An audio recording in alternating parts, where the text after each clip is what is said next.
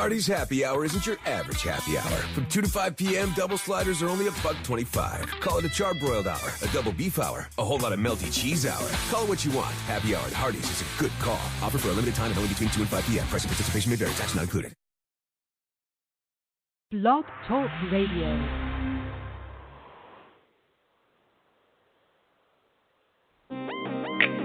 Nobody ever told you.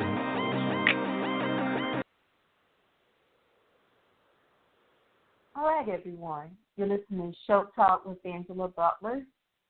That was the song Beautiful by a singer.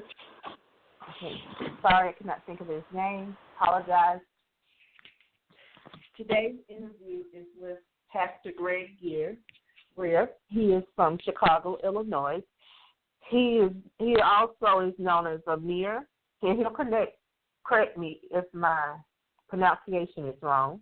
Amir Al-Hakim Shakur. He is a public speaker, minister, also an American journalist. He is also a filmmaker,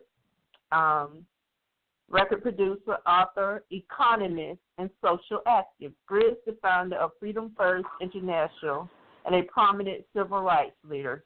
Also, GREER is a leader with the United Nations League of Nations with Assemblies Consortium, Lawn Fact, as well as a global system.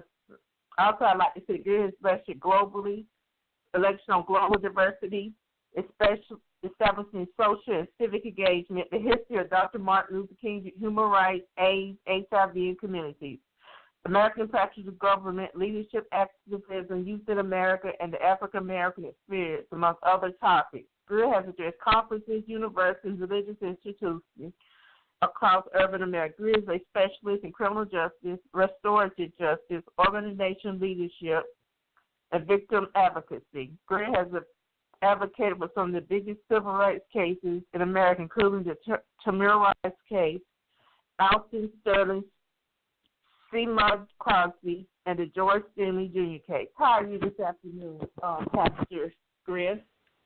Hey, I'm here, and I'm alive, so I guess that is a blessing. It's a blessing. Yes, you've been busy. I was looking at your bio here. You have been busy. You're an economist. That means you're smart. You're smart, Ian. Well, hey, that's subjective to who you ask. But, hey, we do what we can do. Well, my degree is actually in criminal justice and restorative justice. That's what I actually went to school for. And I'm working on a doctorate right now, master's doctorate, and that's based upon faith-based. But, hey, it's about helping the people at the tail end of the day. Yes, sir, it is. It is. That's why I still do the show. It's not because of money. It's because I believe in what I'm doing, and I believe and agree with people like you. We may not be best friends, but we share the same vision and cause. Okay. I believe in what you're doing. Without a doubt. Thank you. Thank you. Yes, sir. Yes, sir. So you want to talk about things that are going here in America, the country of America. Starting with Chicago? Yeah, let's get at it. Let's talk about current topics. Okay. Yes, sir. I wanted to ask you one more question. Are you still writing for that famous newspaper magazine? Because I didn't see it here. I'm looking and looking. Huffington Post.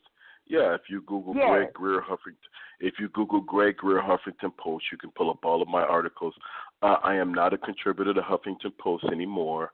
I actually contribute to the front lines with Greg L. GREER, Apolitical America, and then I have the Chicago Urban Daily, which is a Chicago local trade, which I am growing from scratch, and I am also working on a new national media organization called Black America World News. So those are my current projects.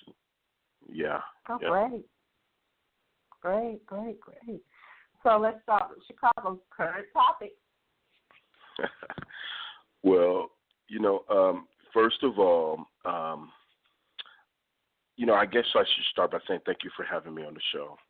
And You're I more definitely than welcome. I appreciate your work as well. So, gun violence is an issue that has affected multiple communities around the country. And this particular weekend, I organized with a Catholic priest named Father Flager. Some folks know him. He's a national. He's known around the country, but he's based out of Chicago. And we organized a protest against gun violence, which basically closed down a major interstate in Chicago, which is the Dan Ryan Expressway. So it was done to protest the city's high gun violence rates. And, we are trying our best as the advocacy on the ground here to really get a grasp on saving lives and stopping the loss of life and the bloodshed in our community. As folks around the country have heard, Chicago has very specifically high gun violence rates and homicide rates, I should say, as well as community violence. So I haven't shared the picture this evening. I've been really busy. Myself, Father Flager, Reverend Jesse Jackson, we're all part of this organizing event, and quite a few more advocates. And basically, it was a successful march. Nearly, I would say maybe about 10,000 people, just short of that, came out, and it was a moment. It lasted for about 3 hours, and it was a time just to draw and highlight attention to what's going on in Chicago. Our president has said he's going to help us, and I don't take much stock into those types of conversations, but we have to do what we have to do, because every week, right, we lose women, men, children, especially brown and black boys and men, to senseless gun violence. It has to stop. Yes, sir. Have you talked to President Trump personally? I have not. When from the moment that President Trump was announcing his election, and even the point of hours after he was elected, I was organizing a protest. Yes, he did promise to help. He did promise to help Chicago. Sure. People have to lose by voting for him. Yeah. Well, that is all for myself and my crowd. We have to teach our people, Angela, that it is one thing to have resources from the government. It's one thing to go to them or go to City Hall or go to the State House for that matter, but we really have to teach our community self-sufficiency, because as you look at the day and age and what's going on now in D.C., you see the cutback of affirmative action. Kids are having problems with funding going to school. Those types of funds and resources are getting cut down, some outwardly and some closed covertly by the Trump administration. And they have made it, and I would say this is a subjective opinion, but it's a very pronounced opinion. They have made it very, very hard for people of color, and they really want to set things back. And this is a subjective opinion. I believe they want to set it back to maybe the 50s or the 40s or the 30s, when a time when Jim Crow ruled the land, and people of color did not have a lot of rights, starting with African Americans or Black Americans or color, whatever you choose to call us. But again, we have to learn self-sufficiency. We have to learn how to organize in our communities. We have to learn how to organize our businesses and our economic dollars, because that is where the power structure and the power flow is. If we can organize our economic dollars, then we can start from there and work all the way down. Yes, sir. That is true. That is correct. Economics. What do you think about people on disability, black people that are on disability? Do you think they're just using the system? I really don't have any subjective opinion about disability. I mean, I don't believe that everybody who gains those types of benefits is abuser of the system. And to me, it's not really a conversation where I put a lot of stock into. Yes, sir. At this point. That's not the topic. Okay. So, you're talking about the gun violence. Here in Florida, Pastor GREER, as you know, a jury gave 4 cents to a family of a black man killed by a Florida cop. His name is Gregory Vaughn, Daughan. Gregory Vaughn Hill Jr., he was 30. He killed him in 2014 because he was playing music too loudly in his own garage while drunk. And he was also a black man. So I understand homicide, justifiable homicide and all that. The jury awarded them $4. But the point I'm trying to make is you have to be a registered voter to serve on a jury. And that's been brought up before on Show Talk with Angela Butler, who you on with Pastor Lionel Gann. You remember that? Vaguely, but yeah, I believe I do. Yeah, about the cases and things. Now that's murder. That's not just black on black. That he was really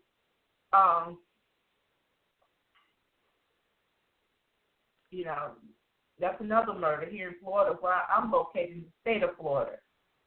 But I'm closer to Alabama than I am the state capital. Right. I'm like 45 minutes from Alabama, an hour and a half from the state capital. He shot him twice, 3 times. Christopher Newman shot him 3 times. Once in the head, twice in the abdomen, through the door of a garage. Right. Well, can I? Go ahead, sir. No, go ahead. I thought you were. Go ahead, please. No, go ahead. Talk. I'm just. We talking about murder. What I wanted. Well, what I wanted to say. Yeah. Well, what I wanted to say was, there is an epidemic, and I really want to be careful about saying there's an epidemic because, we don't want to misdirect the narrative, and I think half the problem is that it's a misdirected narrative. Now, there is a problem with the way that law enforcement addresses people of color, and they will deny it and they will say that it's not. But, the mandate of most, and I would say if there's one that misses this mandate, then, I would be amiss. But most law enforcement agencies, either citywide, countywide, municipal, state, whatever it is, they say that they are there to do one thing, and they will have this mandate in their mission statement, and that is to do what? To serve and protect, right? That's what they say that they're there to do. So, I think that a lot of times with American policing, they really have to go back to the basics, and they have to look at where it is, how it is, and how they proceed, because a lot of these guys are not getting the message. Now, the homicide rate of police kills with African American citizens or American citizens in specific is extremely low. But the unfortunate thing is that it happens. Okay, so we have, and those things are highlighted through the media, and they're highlighted through social media as well. So have. Yes, sir. Yes, sir. Pastor GREER, but the reason for that, black people, according to the census, which I now believe may be a higher rate than 2010, was that the census, which they're telling me is a lie, the census always has, and they're trying to make me believe it, but I served on the census, that we're only 12 or 13%. Well, possibly. I'm not going to say definitely, but I did work on the census. So, and I trained. So what I'm saying is, for us to be that 300 and let's say 26 million people in America, for the police to kill like that, and for us to be so many of in the prisons, 60 to 65%, maybe more. I mean, something's wrong. Well, and that's the point that I was getting to, Sister Angela. You know, we really have to look. We have to overhaul the American policing system. We have to look and see exactly what is wrong with this system in order to overhaul it. And I'll tell you what, this is a system that is built and is anti-people of color. And they can say all that they want to, that these devices don't exist, but this system is very divisive. So we have to look at that, and we have to be able to address it. We have to teach our children how not to challenge the system, but to go around the system and to understand the system, because understanding is half the battle. You know, and I'm not asking for anybody to teach their children to run away from the system, or our community members to run away from the system. But here's the thing. If you know for a fact that you're playing with a loaded gun, and, you know, why would you shoot that loaded gun if it has live bullets in it? My thing is, you really have to be careful. You have to not play with that. You have to put it away. In our community, we have to not play with.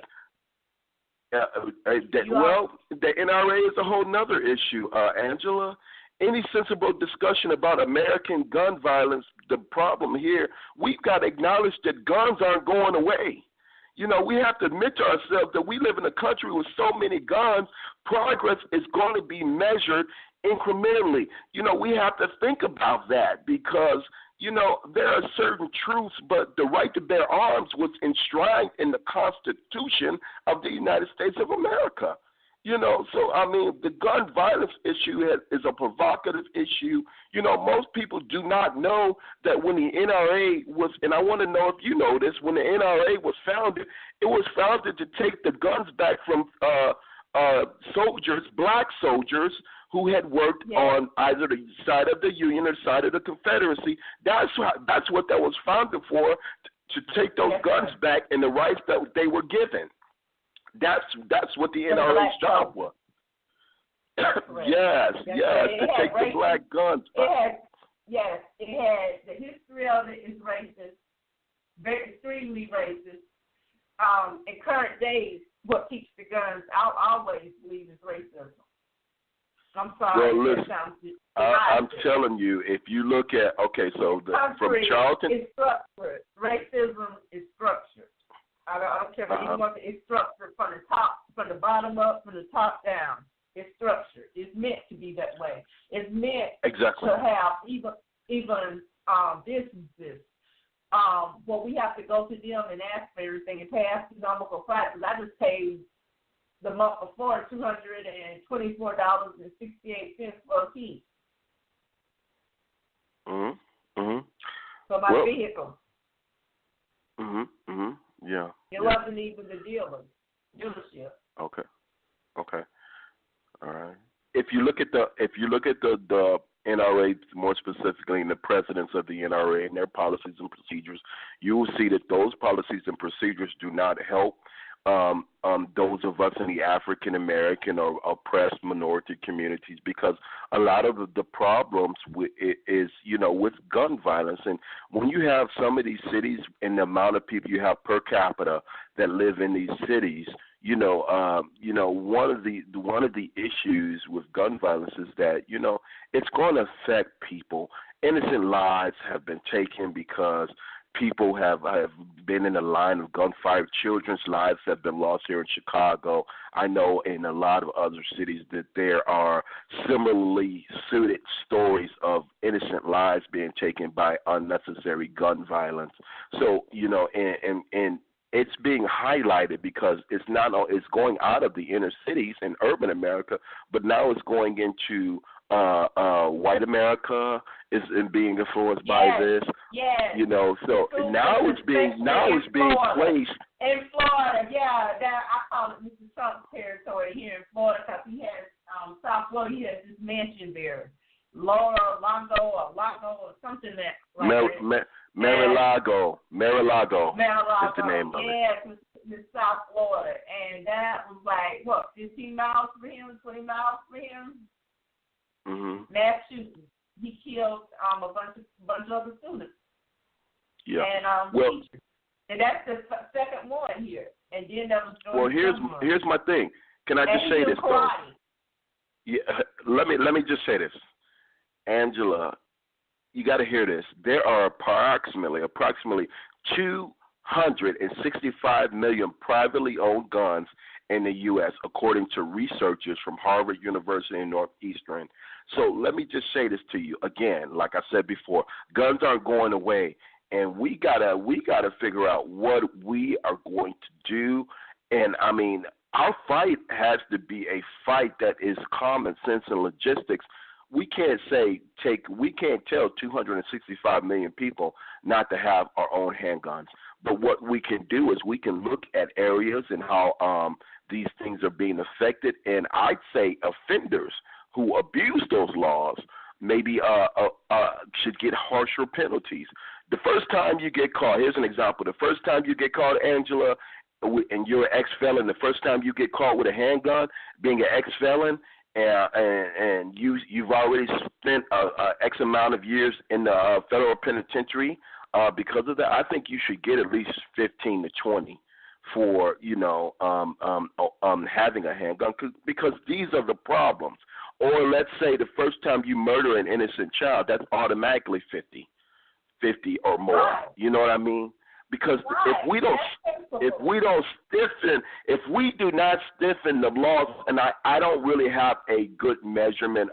I need to do more research on as far as sentencing and how it really, really works. I need to have that conversation with someone. Maybe you and I can have that conversation with someone who's in that line of work. But we really got to think about how to stiffen the penalties on offenders to make fair to abuse the law. But the only other part about that is because it's so jacked up that they will instantly. There's a flip side of that, and the other fight is then they will instantly start penalizing innocent people. But what I'm saying that is, if it's clear that you had a gun and you shouldn't have had a gun and you have had prior problems, then I think you need to get booked. I think you need to get hit, because if we don't start attacking and going after the offenders, then those are the ones who are causing the problems in our communities. And black-on-black violence, violence in the communities is spilling over. And then we can worry about the other portion after that. But the abusers gotta be stopped right away, and we have the resources to do it. But what's happening is the NRA is stopping us from doing it, because any laws on the books that look like it's going to mandate we call them gun sense laws. Anything that's gun sense, the NRA stops, because they feel like you're trying to control the flow of guns. So they stop us. And I'm going to tell you what that is. For me, that is what's hurting. That's one of the major things that's hurting to get any good, effective gun laws passed. The gun lobby is so strong, and they have their hands in a lot of these politicians' pockets, including the President of the United States, that we are in an uphill battle. Yes, sir. And according to Business Insider, Pastor GREER, the shooting at the Capitol Gazette newsroom in Annapolis, Maryland, and I know Chicago has a high murder rate. It says this was printed in, it says on June 28th, that there have been 154 mass shootings here in the United States, and that's not counting places like Chicago, because I was watching that. I hope it's getting better there. I pray it is getting better. I don't just hope. I pray. Well, people like us who are on the ground, we are trying to do our best. I'm in a lot of national fights in and out of Chicago, and I'm growing into the international arena now, and I'm starting to work on some international issues as well. But all I can say at this point right now, Angela, is that we really have to find the right level of advocacy too, who understands half the part of the fight is understanding what the fight is all about. And, a lot of times we go out on passion, and, we know we want to see it stop, but we don't know what it is, who to talk to, the right groups to lobby in order to make it happen. And these are the types of things that we have to start learning more when it comes to organizing our communities. And to simply call someone crazy just because they're different, it's kind of similar to what they did to the slaves, but they enslaved them. You get what I'm saying when you're different? So them calling these white men that are doing these mass killings crazy, to me they're not crazy, they're murderers. And unfortunately, black people shouldn't kill each other at all, for the truth about it, but it's happening.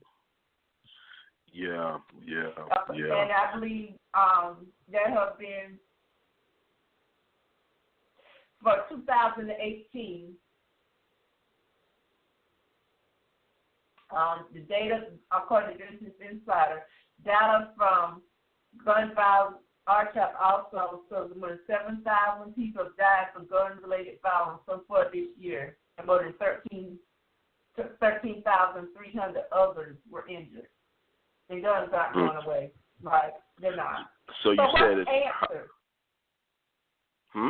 Say that again.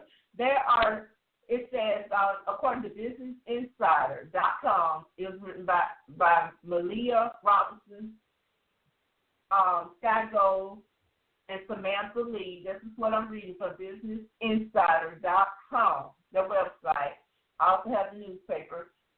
June 28, 2018 at 5:29 p.m. They're saying that as of June 28th, we were 177 days into the year, and already we've had almost half as numbers of deaths.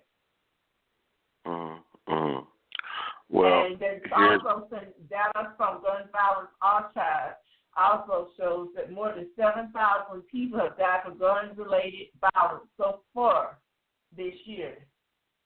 And 13,300 were injured. And it says Americans are more likely to die from gun violence than anything. 11,000 people here killed in firearm assaults each year. I think fear drives that.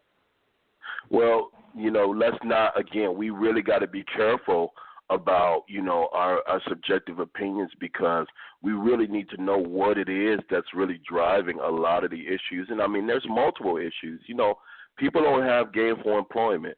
There's a level of there is a level of fear in the community, but I'd say that on the flip side of that, and this is subjective opinion, unemployment brings a whole multitude of issues. People don't have good jobs, so some of them tend to go to other means in order to finance themselves and stay alive. It's robbing, stealing, drugs. The drug issue is not going away in our community either, and it is one of the biggest problems within our community. Back in the early 90s, crack was one of the biggest issues, but now what the big drug of concern is, right? You know what that is, Angela? I believe meth, or cocaine, or heroin. Opioid abuse. Well, that's heroin, basically, when they can't get the opioid painkillers or whatever wants to become addicted. Right. They go to heroin usually. Yeah, I know, because here in Florida, I recently found out about 2 weeks ago that all the Florida sheriffs, including the county that I live in, they are suing Big Pharma. I did a show about that last year.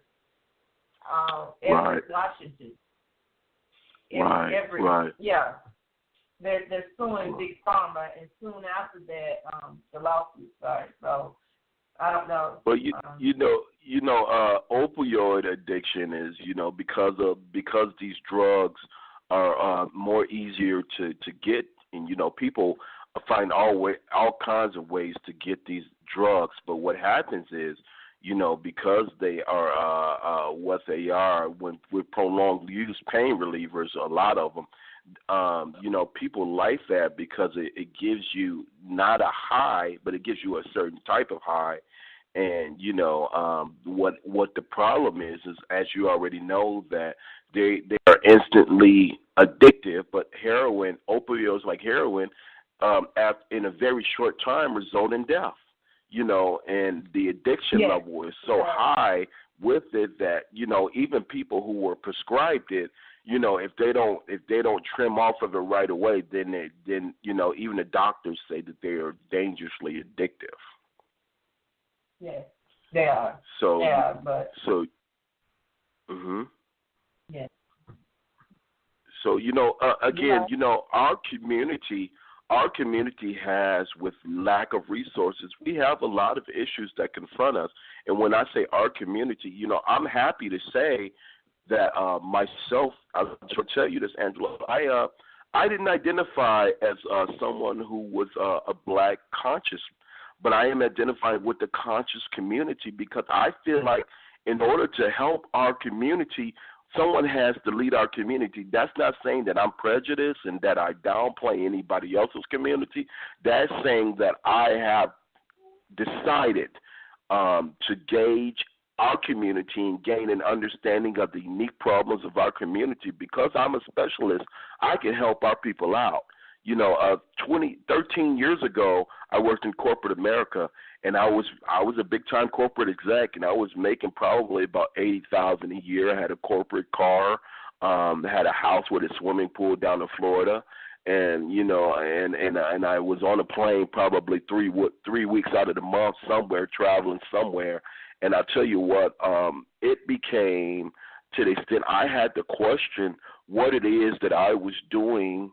If what was I doing helping my community in the problems that are truly confronting our community. So I said, you know what, by God, I'm going to use my resources to help my community. And it's been a struggle. But as you read in my bio, I have had some of the biggest civil rights cases in America to date that I have led, which Tamir Rice, the young man who was shot down in Cleveland, Ohio. We are still working on the Alton Sterling case out of Baton Rouge, Louisiana. Samaje Crosby was a young baby who was murdered, young toddler, and they found her body in the house where she lived under a couch. And since then, no one has been charged. That was I believe 2 years ago. There are a lot of national issues that confront our people. But again, the advocacy a lot of times is passionate, but they don't really have the organizational, the logistical knowledge in order to fight these things. And the key word of the moment is we got to understand our fight, and we have to strategize in our fight. Angela, if I put you in the ring with Mike Tyson at his prime, he's gonna whoop you up and down, ain't he? You know what I mean? He's gonna. Yes, so, definitely. but let's say it like this. Yes.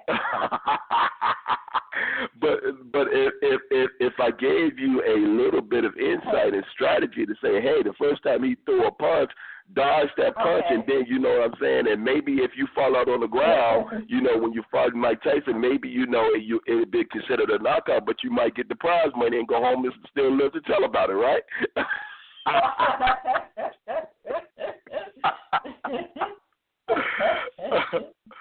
Okay.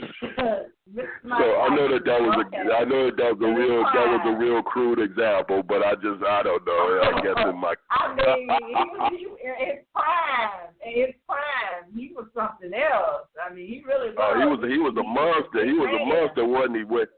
I wouldn't have wanted to get in. I wouldn't have wanted to be nowhere near that dude. Yeah, he get in that boxing ring. Shoot. With those black shorts on, he was ready to do some damage, wasn't he? Yes, he was. I used to watch it from TV. I never got to see him in person. But I'm going to say, you were talking about opioids. The show I did was about the city of Everett in Washington State. They sued Purdue farmers, And allegedly, Purdue allowed the Oxycontin product, a form of the opioid painkiller oxycodone, to flood the black market and cause the epidemic. Purdue is responsible for this. Purdue? In 1996, Purdue. Yeah, that's okay. who this city has. I did a show on this last year. Yeah, I see. That's what I want to take. You're talking about drugs. Heroin right. is a popular drug. Right.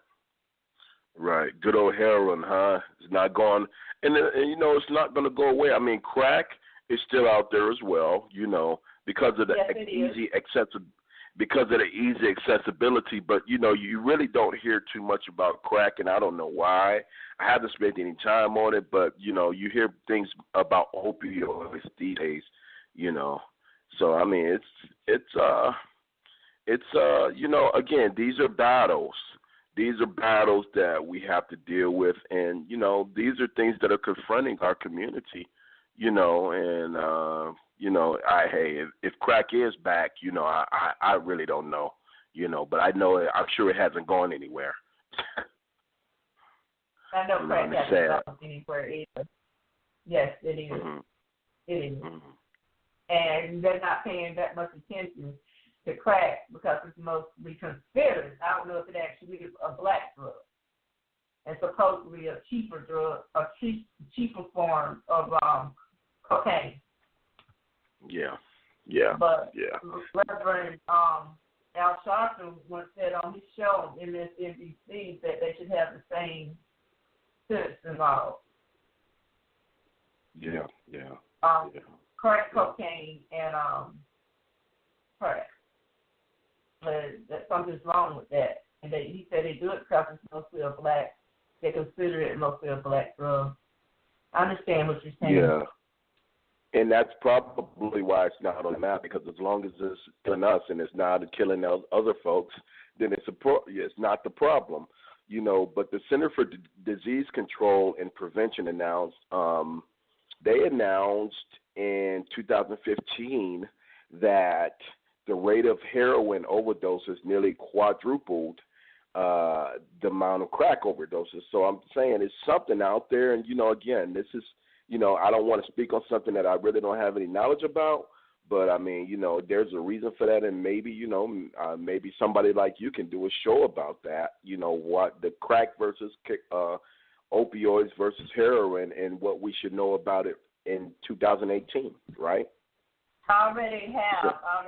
That's what's putting a lot of people in prison. Women, including there's more women in prison now than ever. I mean, it's a lot of women in prison. Wow, it's crazy. Well, that's what some of it's for fraud, things like that. But sometimes people deliberately turn people in for stuff. You know what I'm saying? We do it to each other, just to hurt each other. And there's no fraud. You spend $10,000 fighting something. People just do it for the neatness of it, the evil of it. Just to see you spend 10 or 20,000. I've seen that happen to people. Yeah, crack addicts who were largely black and disenfranchised and economically bereaved, really don't have a hope in 2018 America. And, there is a level, especially now, with these particular neocons who are in the White House, and I don't put a lot of stock into the political question anymore.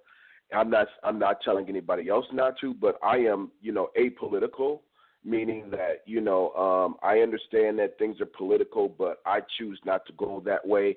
I choose to go the way of the people, and all of my solutions are based upon what needs to be done as the best recourse for the people.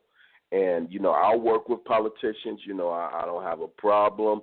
I take that back. I do have a problem with a lot of them in the way that they do things, but we have got this, just like I said before, and I don't want to sound repetitive, but we got to stop running down the city hall to the mayor's office and some of these city councilmen and aldermen or trustees or whatever you have, and expect these guys to have the answer for our problems, because they just don't. And, and the real answer has to start right there in your household, on your block. And, we got to start organizing block to block clubs and that sort of thing, because, a block club can probably do a lot more for you at this point than the President of the United States can. I'm just going to be honest with you. That's true, because it's perfect. They seem to want the impeachment, and they seem not. So I don't know if it's about publicity or if they're serious. I don't know what's going on. But it looked like they would impeach them by now if they were going to. I guess they're using something over his head. I don't know. I don't know what it's called. Maybe it's called entertainment. Who knows? I'm not certain anymore. Right. Because I don't see Mueller coming forward about the president. So, Right. Yep. So. Yeah, so what are the answers? We should have a block party, get together, and have a block meeting, a party. I mean, what are you saying? What's the answers to this? It's simpler. Angela, it's simpler than that. The answers are that we have to understand, we have to start teaching our people in simple conversations what time it is. Like I told you, I was in corporate America. If I dare tell somebody, I am a specialist, and I have moved towards consciousness, the conscious community. If I told somebody I was a conscious-minded person, especially black consciousness, I probably would have lost my job in corporate America 13 years ago, right? Because they would have said, well, this is a militant brother here. We need to get him going quick, But what we have to do, I say all that to say that, when the perception of the population is primarily people of color, then the response is to demonize and punish, right? That's how they treat us. Yeah, so when it's white, then they search for answers, right? Think of the difference between, like we said, the drug epidemics and of the 90s and now. How many people were thrown in jail? They did not treat them. They were put in jail. They did not treat them the same as they do in this OxyContin or these hydrocodone or whatever. Oxycodone, hydrocodone, OxyContin. It's not a big thing. They're suing for them. They're suing because a lot of white people are because it's through prescriptions, and they went to heroin. But when it was black people, they didn't care how many black people were going to prison for crack who were actually addicts. You get what I'm saying? They were addicts. When crack was the inner city drink. They tear down. Yes. I'm saying when crack was an inner city drug, on a street corner drug, and most of the gangs and everything, when they terrorized black America, it wasn't an issue. But when it spilled over into white America, then you started seeing Reagan and the folks react. You started seeing federal drug actions being passed, and that led to the white community. They don't care who dies. We kill each other. Yes. That's the way I feel about some whites. Don't care. The government does. Yeah, and what we're saying, let me say this, Angela, please. What we're saying is we're not prejudiced. I just want to say this one quick thing. It's not us being prejudiced, but if we can teach the black community just to be open and self-sufficient, then that's going to cure a lot of the problems, even on the federal and national level. Be self-sufficient, not to depend. Hey, do for you. America. Do for you. Stop running down. Stop looking for Trump to give it to you. Stop looking for, stop looking for the mayor to give it to you. Stop looking for your governor to give it to you, because guess what? They're not going to give it to you. Let's get it. Let's get it on our own. Yes, sir. Right? I understand exactly what you're saying. Okay, we got about 1 minute. All right. I thank you, and the answer is to get it on our own, become self-sufficient.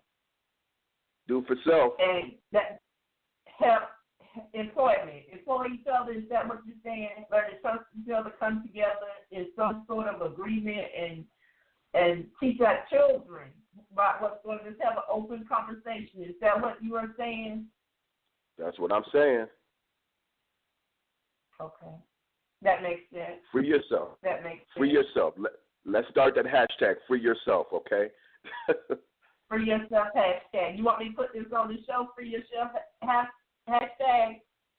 Free yourself. We've got to free come yourself, together. people. Because guns aren't going away. Right. We've got to come together. And help each other. Is that what you're saying? But black people don't help each other. No, that's it. You're right. You got it. Hardy's Happy Hour isn't your average happy hour. From 2 to 5 p.m., double sliders are only $1.25. Call it a charbroiled hour, a double beef hour, a whole lot of melty cheese hour. Call it what you want. Happy Hour at Hardy's is a good call. Offer for a limited time and only between 2 and 5 p.m. Price and participation may vary. Tax not included. Hardy's Happy Hour isn't your average happy hour. From 2 to 5 p.m., double sliders are only $1.25. Call it a charbroiled hour, a double beef hour, a whole lot of melty cheese hour. Call it what you want. Happy Hour at Hardy's is a good call. Offer for a limited time and only between 2 and 5 p.m. Price and participation may vary. Tax not included.